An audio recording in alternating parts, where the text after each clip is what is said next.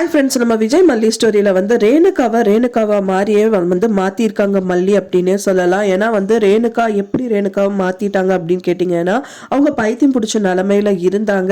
So அவங்கள காப்பாற்றணும் அப்படின்னு சொல்லிட்டு தான் ரேணுகாவை பார்க்கறதுக்காக மல்லியும் அதே மாதிரியே வந்து பழைய துணியெல்லாம் ட்ரெஸ்ஸாக மாற்றிட்டு அந்த தலையெல்லாம் ஒரு மாதிரி வச்சுட்டு அந்த இடத்துக்கு போகிறாங்க.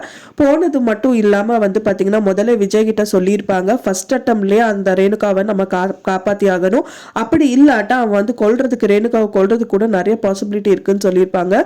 ஸோ ஆனால் அவங்க நினைச்ச மாதிரியே ஃபர்ஸ்ட் அட்டெம்ப்ட்லேயே வந்து ரேணுகாவை காப்பாற்றிட்டாங்க.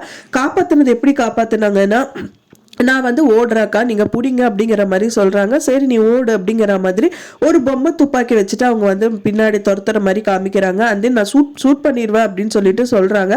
ஸோ அவங்க துப்பாக்கிலேருந்து அந்த சவுண்ட் வந்துச்சுன்னு பார்த்தா இந்த பக்கம் வந்து பார்த்தீங்கன்னா அந்த கடத்தனை வந்தால் வந்துட்டு ஷூட் பண்ணியிருக்கான்.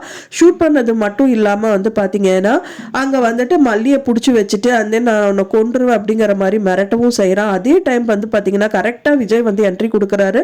விஜய் வந்து போலீஸை கூட்டிட்டு என்ட்ரி கொடுத்தனால ரொம்பவே நல்லதா போச்சு அப்படின்னே சொல்லலாம். அதுக்கப்புறம் நிஜ துப்பாக்கி வச்சுட்டு ரேணுகா வந்து அவன் காலையே சுட்டுறான் அப்படின்னே சொல்ல மாதிரியே.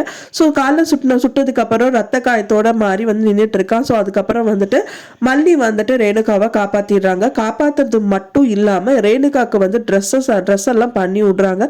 அழகா சாரி கட்டி பூ வச்சு அண்ட் தென் வந்து பின்னாடி டை பண்ணி இந்த மாதிரி எல்லாம் அழகா வந்து காமிக்கிறாங்க. ஸோ அதை பார்க்கும்போது நம்மளுக்கு என்னதான் வந்து அவங்க நல்ல மனசா இருந்தாலும் ஸோ இதை வந்து ஏத்துக்க முடியாத ஒரு சூழ்நிலையில தள்ளப்பட்டிருக்கோம் அப்படின்னே சொல்லலாம். ஏன்னா மல்லி வந்து ரெண்டாவது ஒய்ஃப் தான். பட் ஆனால் முதல் ஒய்ஃபுக்கு அவங்க இதெல்லாம் பண்றது அப்படிங்கிறது வந்து ரொம்பவே கஷ்டமா இருக்கு நம்மளுக்கு. ஸோ அடுத்தபடியா என்ன பண்ணுவாங்க, அண்ட் தென் வந்து விஜய் வந்து ரேணுகாவை ரசிக்க ஆரம்பிச்சிருவாரு. அண்ட் தென் வந்து அங்க இருந்து அவங்க அன்னபூர்ணியம்மா அவங்க வீட்டுக்கு கூட்டிட்டு போகத்தான் வந்து முயற்சி பண்ணுவாங்க.